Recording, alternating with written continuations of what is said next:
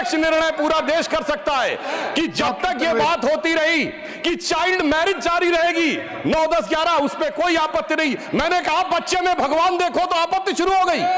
बच्चे में भगवान देखने की जो मानसिकता है वो हमारी अपना विचार है। और सिर्फ मैं कंक्लूड कर रहा हूं सभापति जी, हम सिर्फ बच्चे में भगवान नहीं देखते सभापति महोदय, हम तो सारा ब्रह्मांड बच्चे में देखते हैं। चाहे हमारे यहाँ एक नहीं अनेक उदाहरण हैं कि भगवान कृष्ण भी जब बाल कृष्ण थे तो उनके मुंह में ब्रह्मांड दिखा था, और भगवान राम जब बालक राम थे तो याद करिए जो हम ये भजन गाते हैं ना, भय प्रकट कपाला, उसमें क्या लाइन है, ब्रह्मांड निकाया। अब देखिए इनको समस्या क्या हुई वो उस लाइन से एक्सप्लेन कर रहा हूं। ब्रह्मांड निकाया निर्मित माया, रोम रोम प्रतिवेद कहें, सो मम उर्वासी जग उपहासी, सुनत धीर मत थिर न रहे। इसका अर्थ जानते क्या है कि जो संपूर्ण ब्रह्मांड जिनके रोम रोम से बनते हैं वो हमारे, कौशल्या जी कह रही वो हमारे उर में आकर हमारे गर्भ में आप प्रवेश कर गए, ये बड़े बड़े बुद्धिमानों को समझ में नहीं आता है। सुनत धीर मत थिर न रहे, यानी उनकी बुद्धि स्थिर नहीं हो पाती है, वो व्यथित हो जाती है, वो विचलित हो जाती है। वही विचलन आज हमें अपोजिशन में देखना पड़ रहा है। तो मैं अंत में सिर्फ यह कहना चाहूंगा कि हम सबको इस विषय के ऊपर ईमानदारी से विचार करना चाहिए। वैधानिक पक्षों पे मोदी जी की सरकार ने जितने सुदृढ़ कदम उठाए हैं और आगे भी उठाने के लिए कृत संकल्पित है, इसके लिए कोई एडिशनल और चेंज करने की वैधानिक आवश्यकता अभी इस समय मुझे नजर नहीं आती है, परंतु मानसिकता के स्तर पर लड़ने की आवश्यकता हमें पूरी नजर आती है। और इसके लिए हम सबको वोट बैंक की राजनीति और सियासत नफे नुकसान से ऊपर उठना पड़ेगा। तब हम देखेंगे भारत एक नया स्वरूप ले रहा है। तो भारत के वो बच्चे जिनके लिए प्रधानमंत्री जी ने अमृत काल की बात कही है, तो यही बच्चे हैं जो इस अमृत काल के समय में जब वो अंत हो रहा होगा, हम लोग तो बुजुर्ग हो गए होंगे, तब वो महत्वपूर्ण स्थितियों में जाकर देश का नेतृत्व कर रहे होंगे। यही देश का भविष्य है। तो मैं सिर्फ यह पंक्ति कहकर बात समाप्त करता हूं कि इन बच्चों के भविष्य के निर्माण के लिए मोदी जी की सरकार कृत संकल्पित है और हमारे सामने एक गौरवशाली अतीत हमें प्रेरणा दे रहा है। वर्तमान में हम सही मानसिकता पे चले तो गौरवशाली था भूत, यानी भूतकाल पास्ट, गौरवशाली था भूत, भविष्यत भी महान है अगर संभालें आप उसे जो वर्तमान है। धन्यवाद। धन्यवाद doctor Sudhanshu Trivedi ji. I think protection of children from sexual offences आपने कई मुद्दे उठाए। 669 डिस्ट्रिक्ट्स की हेल्पलाइन आपने बात की, चाइल्ड मैरिज फ्री इंडिया बनाने की बात की, ये घिनौने अपराध। आई थिंक डॉक्टर फौजिया खां का ठीक था। आई थिंक सदन सहमत होगा कि हम वो नाम रिकॉर्ड से निकाल देते हैं जो पर्टिकुलर नाम है। तो अब next speaker is Sanjeev Arora ji for 5 minutes. Thank you, Vice Chairman ji, for giving me time to speak on this important issue, which is important for whole of the nation. First of all, Dr. Fazia Khan, Dr. Radha Mohan, Shri Jairam Ramesh, Siddhanshu ji, they were all right in their own might and what they spoke, but one thing was common with all the speakers that they agree. Lot has been done and more needs to be done to protect the children from this heinous crime. Sir, I rise today to speak in support of the private member bill by Honorable MP Fazia Khan, Protection of Children from Sexual Offences, Amendment Bill 2024, a crucial step forward in ensuring the safety, justice and protection of children from sexual abuse. While the POCSO Act has been a landmark law involving challenges over the years highlighted by various stakeholders indicate the need for reforms, which this amendment bill seeks to address. Our children are vulnerable and our duty is to ensure that we are always ahead in protecting them. Now, I had a lengthy speech prepared, but most of the issues have been taken care of. So, in brief, the key provisions and their importance, like ensuring timely production of victim, which is very important before they get diluted, before other people force upon them that not to go there. clarity on duty on report cases, which is like who all are responsible, strengthening the role of CWC, introducing of robust compensation framework, all this will help. मैं ये नहीं कहता कि जो पहले law आया था वो बढ़िया नहीं था, जो अब इन्होंने अमेंडमेंट की वो भी अच्छी है, पर और अगर हो जाए तो बेटर ही होगा।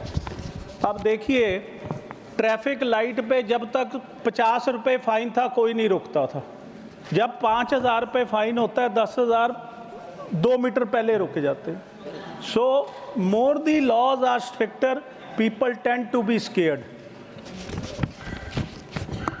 But one important point is mandatory training and awareness. I request through this speech, anybody who is listening, parents need to be friends. There shouldn't be any strict, they shouldn't be strict with their children. Every parent, every elderly brother, sister, they have right to be friends with the children. And it should be their duty. Because if they are friends, the children will let them know what happened with them. If they are strict, they won't, they will be afraid to tell the truth. Sir, the amendment to section 43 in this amendment mandates regular training for heads and institutionals and staff to ensure they are equipped to recognize signs of abuse and act swiftly. While with parents trusting schools to ensure their children's safety, it is critical that educators and institutional heads are properly trained to respond. And I totally agree to that, and this is really required. Now I have few suggestions. Enhanced digital monitoring and tracking. Leveraging digital tools to monitor the progress of child abuse cases and compensation claims will increase transparency and ensure timely interventions, allowing children to receive the necessary care and support without delay. Public awareness campaigns, which is most important. National campaigns to educate children, parents, and educators about child rights and reporting mechanisms will empower communities to act when abuse is suspected. Strengthening institutional accountability. Schools must face strong penalties for failing to report cases of abuse. One is cases of abuse, one should be suspected cases of abuse. All should be reported immediately. Faster judicial process for child sexual abuse cases. Stronger collaboration with NGOs. Collaborating with child protection NGOs will enhance the effectiveness of the bill's provisions. Criminalization of unauthorized disclosure of identity of victims and their families. In case of heinous crimes, disclosing the identity of the victims or their families without their consent not only violates their dignity but also subjects them to social stigma. Sir, why are these amendments essential? I have a... Please conclude. I'm sorry, I request for another 2 minutes. Addressing legal ambiguities, the bill clears confusion around reporting obligations and compensation mechanisms, providing greater clarity and better enforcement of POCSO. Victim-centric approach. The bill prioritizes the immediate need of victims, ensuring that financial support is provided without delay and that the child safety is the top priority. Strengthening institutional accountability by criminalizing the failure to report abuse, the bill ensures that institutions take their responsibility to protect children seriously. I think, please conclude. I am concluding, sir. Enhanced implementation. Clear guidelines to police, courts, and legal authorities ensure that the bill's provisions are implemented efficiently and effectively, reducing delays and improving the outcomes of children victims. Honorable Vice Chairman, sir, children are our future. and their safety must be our priority. The bill ensures that schools and other institutions fulfill their protective role. By passing this bill, we will ensure that our legal system is more responsive of the needs of child victims, enabling swift action and justice. I urge all members to support the bill and reaffirm our commitment to safety, dignity, and rights of our children. Thank you, Vice Chairman. Thank you. Indeed, I think children are indeed our future, and we should be concerned about their safety. Shri Sanjay Yadav ji. Sanjay Yadav ji.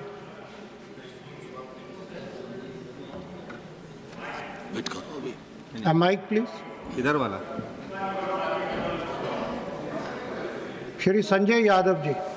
Sir, इस महत्वपूर्ण विधेयक लाने के लिए मैं doctor Fauzia Khan जी का धन्यवाद देता हूं। साथ ही जी जयराम रमेश जी, सुधांशु जी, संजीव अरोड़ा जी सभी ने अपनी इस संवेदनशील मुद्दे पे महत्वपूर्ण बातें रखी। सर, इसमें मैं ज़्यादा कुछ नहीं, एक दो सुझाव जो पहले आ चुके हैं उनके अतिरिक्त अपनी बात रखना चाहूँगा। चूँकि इस जो एग्जिस्टिंग एक्ट है हमारा पॉक्सो एक्ट 2012, इसमें हमें कुछ रिविजिट करने की आवश्यकता है, कुछ इसमें सुधार की आवश्यकताएं हैं, कुछ खामियां हैं। जैसा कि पहले चर्चा हुई बाल पोर्नोग्राफी की, मौजूदा एक्ट में सर बाल पोर्नोग्राफी को ठीक ढंग से परिभाषित नहीं किया गया है। इसको लेकर बच्चों के यौन शोषण एवं उत्पीड़न के आरोपी को सिद्ध करने और सज़ा देने में काफ़ी कठिनाई हो रही है अभी जो एग्जिस्टिंग एक्ट है, तो इसमें सुधार की गुंजाइश है। दूसरा, limited scope of online offences, मौजूदा एक्ट में जो ऑनलाइन अपराध हो रहे हैं उसमें काफ़ी उसकी व्याख्या की कमी है। ऑनलाइन अपराध आज की वास्तविकता है और इससे बच्चे भी अछूत नहीं हैं। चैटिंग, सोशल मीडिया एवं अन्य वेबसाइटों के माध्यम से अपराधी बच्चों को निशाना बनाते हैं और उनके साथ अपराध करते हैं। हाल ही में देखा गया किस प्रकार एक पाकिस्तानी ग्रूमिंग गैंग है जिन्होंने संगठित रूप से हजारों ब्रिटिश बच्चों को किस प्रकार उनका यौन उत्पीड़न किया। इसकी शुरुआत बहुत से बच्चों को सोशल मीडिया साइट एवं चैटिंग के माध्यम से उनको निशाना बनाते हुए उनको अपने साथ जोड़ा, फिर बाद में उनका बलात्कार किया गया और संगठित रूप से उनको ब्लैकमेल किया गया।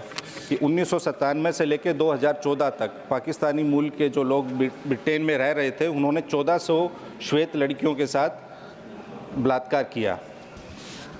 हमें इस बात का भी ध्यान देना चाहिए कि क्यों ऑस्ट्रेलिया ने 16 साल की कम आयु के बच्चों के लिए अपने देश में सोशल मीडिया के इस्तेमाल पर पूरी तरह से प्रतिबंध लगा दिया है। अतः ये ज़रूरी है कि पॉक्सो एक्ट 2012 में बच्चों के साथ ऑनलाइन होने वाले विभिन्न प्रकार के उत्पीड़न की व्याख्या की जाए और उनसे बच्चों की सुरक्षा के उपाय की जाए। साथ ही साथ इस एक्ट में, पॉक्सो एक्ट 2012 में पीड़ित के लिए न्याय प्रक्रिया एवं उसके बाद के पुनर्वास, उनके आगे की शिक्षा, मानसिक स्वास्थ्य और समाज में समावेश के उपाय के लिए उपयुक्त दिशा निर्देश और क्षतिपूर्ति कॉम्पनसेशन के विस्तृत उपायों का उल्लेख नहीं किया गया है। केवल दोषियों को सज़ा दिलवाना ही कानून का उद्देश्य नहीं होना चाहिए, बल्कि पीड़ितों को पुनः समाज में पूर्ण रूप से सहसम्मान, सक्षमता से वापस लाना भी कानून का उद्देश्य होना चाहिए। और अधिकांश देखने में आया है कि पॉक्सो एक्ट जो यौन उत्पीड़न होता है बच्चों को, अधिकांश उनमें कमज़ोर वर्गों के बच्चे होते हैं। उन्हीं में कमज़ोर वर्गों के जो बच्चे हैं उनमें सबसे ज़्यादा अपराध, हिंसा और यौन उत्पीड़न के शिकार होते हैं। सब ने देखा होगा कि मुजफ्फरपुर में कैसी भयावह घटना हुई। मुजफ्फरपुर बालिका गृह कांड हुआ जिसमें सैकड़ों बच्चियों और बच्चों के साथ वो अपराध हुआ। ऐसे परिवारों के पास इतने संसाधन नहीं होते महोदय कि वो लंबी कानूनी प्रक्रिया में अपने बच्चों का साथ दे सकें।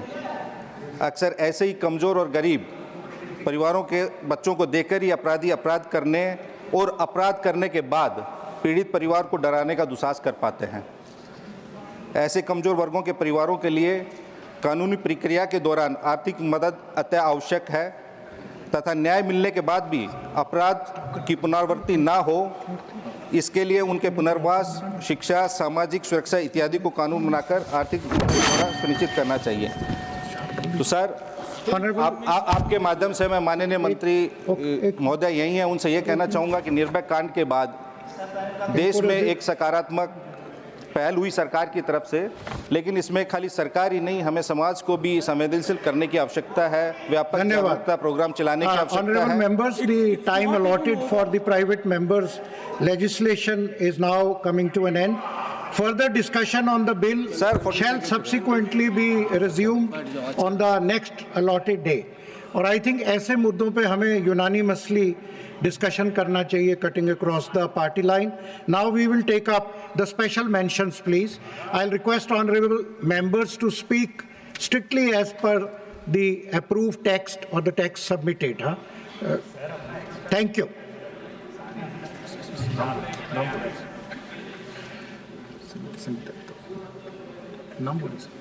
श्रीमती संगीता यादव जी। माननीय उपसभापति जी, आपने मुझे स्पेशल मेंशन पे बोलने का अवसर दिया, इसके लिए मैं आपको आभार प्रकट करती हूं और आपके माध्यम से सदन को प्रणाम करती हूं। सबसे पहले मैं सरकार को ग्राम मानचित्र एप्लीकेशन लॉन्च करने के लिए हार्दिक बधाई देती हूं। यह एक महत्वपूर्ण कदम है जो ग्रामीण विकास में पारदर्शिता और प्रशासनिक सुधारों को बढ़ावा देने में सहायक होगा। विशेष रूप से आपदा प्रबंधन और प्राकृतिक संसाधन प्रबंधन को स्थानीय स्वशासन के साथ एकीकृत करना एक सराहनीय पहल है, जो ग्रामीण क्षेत्रों में प्राकृतिक संसाधनों के संरक्षण और आपदाओं से निपटने में मदद करेगा। मैं माननीय पंचायती राज मंत्री से आग्रह करना चाहूँगी कि सरकार इस एप्लीकेशंस के माध्यम से प्रशासनिक सुधार और पारदर्शिता को ग्रामीण क्षेत्रों में भी प्रभावी रूप से लागू करे। यह सुनिश्चित किया जाए कि ग्राम पंचायतों में सरकारी योजनाओं और कार्यक्रमों के क्रियान्वयन में पारदर्शिता बनी रहे, ताकि आम नागरिकों को उनके अधिकारों और योजनाओं की सही जानकारी मिल सके।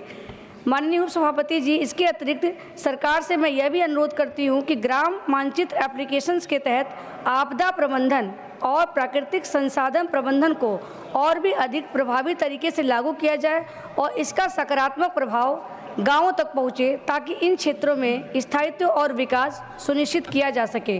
धन्यवाद। धन्यवाद। श्री सतनाम सिंह संधू जी।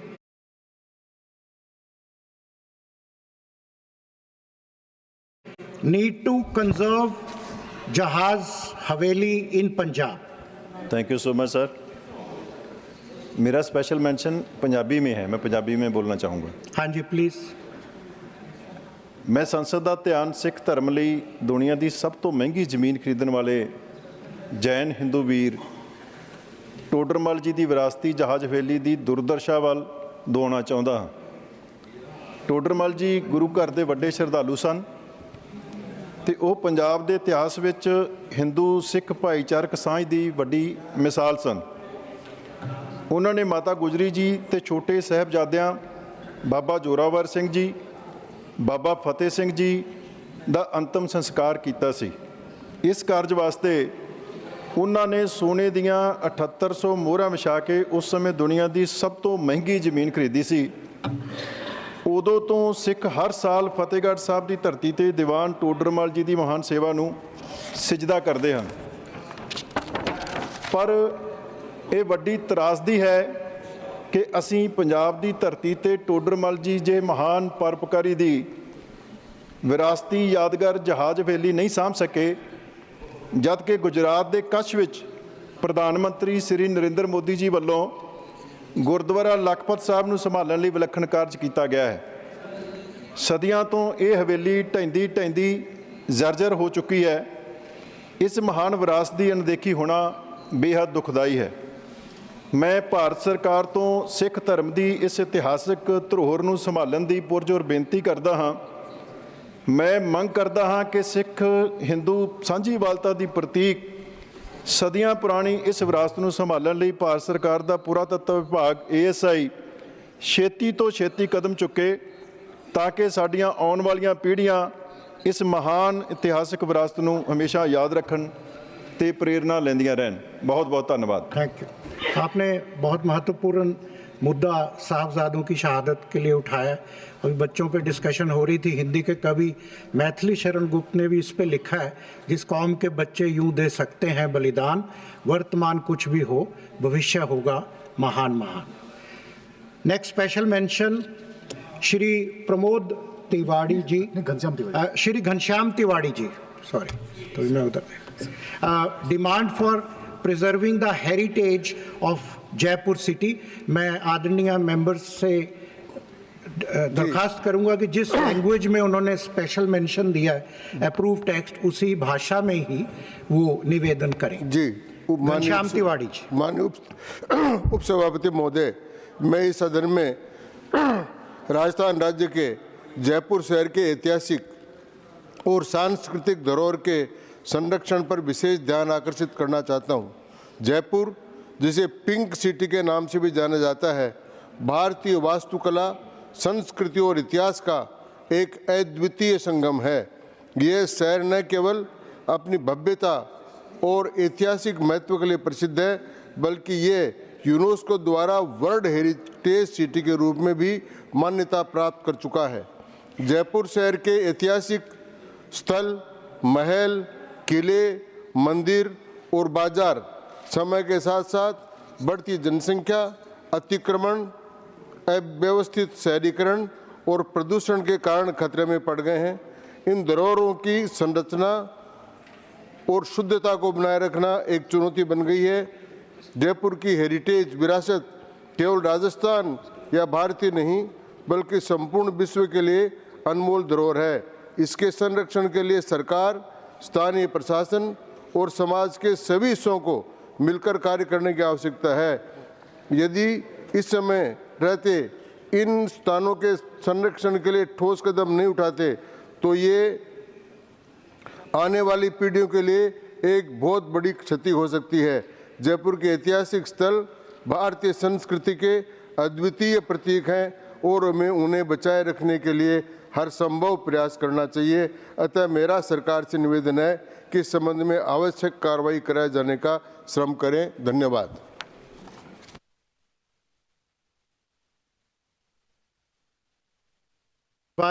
The Sikh cooperative sugar mills. Not present. Shrimati Kiran Chaudhary ji, demand for development of Bhiwani airstrip as container terminal. Thank you, sir. I would like to draw the attention of the government to the urgent need for infrastructure development in Haryana, especially the transformation of the Bhiwani airstrip, which was made by Chaudhry Bansi Lal ji in 1968-75, and also because of its proximity to Delhi. Despite being a major contributor to India's economy, this absence of air cargo infrastructure hampers industrial growth, trade, and economic development. Bhiwani is uniquely positioned as an ideal location for such a project due to its excellent road connectivity. Multiple national highways, including NH9, NH148B, and NH709A, pass through this region, linking it to Delhi, Rajasthan, Punjab, and Gujarat. This strategic positioning makes Bhiwani a perfect hub for logistics and cargo operations. Developing a cargo terminal here will provide seamless freight movement, enhance industrial supply chains, and facilitate exports, particularly for Haryana's thriving automotive, textile, and agriculture industries. Furthermore, sir, this initiative will help decongest Delhi, which currently bears the overwhelming load of cargo and logistics traffic. Establishing a cargo hub in Bhiwani would reduce transportation costs, improve efficiency, and attract major investments in warehousing, logistics, and ancillary industries.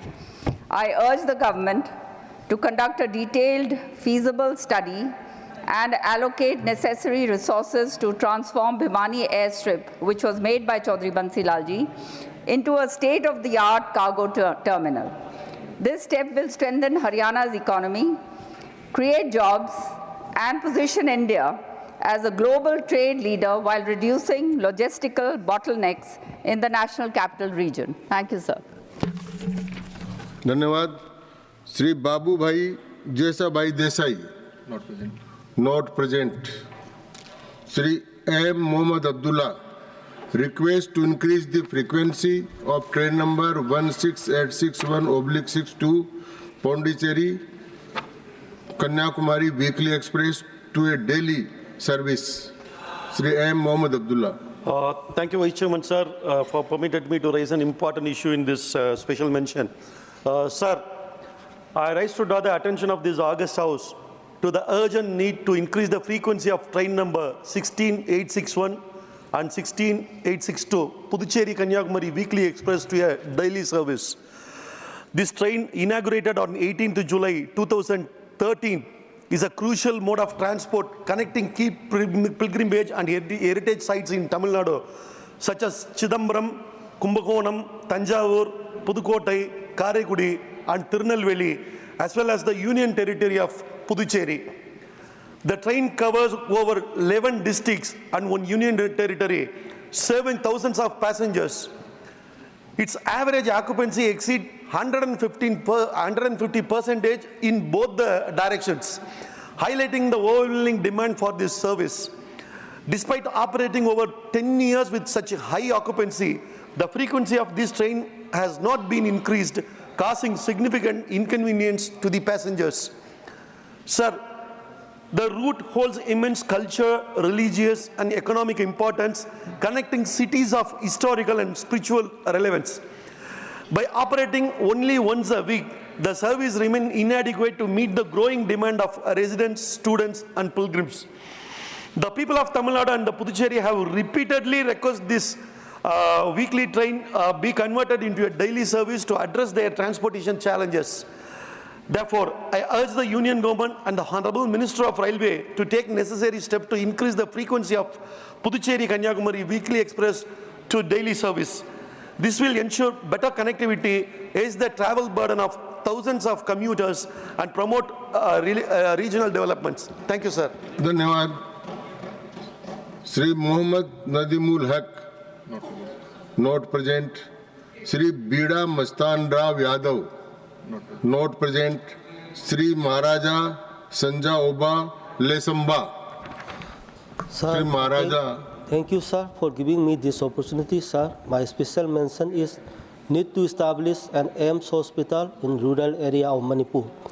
Sir, within a short span of time, there are around 25 AIMS hospitals established at different regions of the country. This is a remarkable achievement for the NDA government led by the Honorable Prime Minister Sri Narendra Modi ji to meet the health care requirements of 140 crore Indians. We need establishment of medical institutes like AIMS in all corners of the country to extend inclusive health care facilities to remote and rural areas of the country. This will enable the rural poor people to access affordable and quality medical care. The present medical infrastructure in Manipur is also inadequate in comparison with population. Besides this, due to lack of expertise, hundreds of patients are going outside the state for medical treatment, facing economic hardship. By establishing an AIMS hospital in Manipur, quality and affordable health care facilities could be provided to the needy and poor rural peoples of the state. The institutes can be a referral hospital for the entire region, and specific research on cancer, which is very rampant in the state, and also complex diseases could be treated. So I urge upon the Union government to establish a full-fledged AIMS hospital in rural areas of Manipur to address the health care of the poor rural people of Manipur. Thank you, sir. धन्यवाद। The House stands adjourned to meet at 11 a.m. on Monday.